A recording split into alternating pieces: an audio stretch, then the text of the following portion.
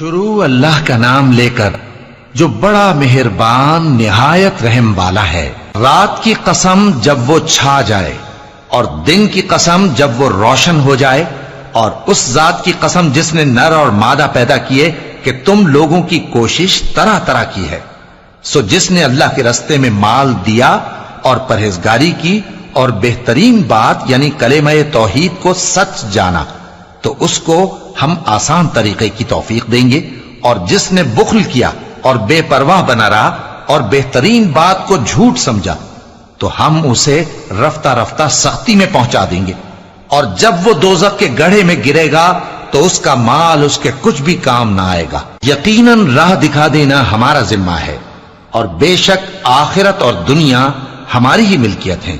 سو میں نے تم کو بھڑکتی آگ سے خبردار کر دیا ہے، اس میں وہی داخل ہوگا جو بڑا بدبخت ہے، جس نے جھٹلایا اور منہ پھیرا، اور جو بڑا پرہیزگار ہے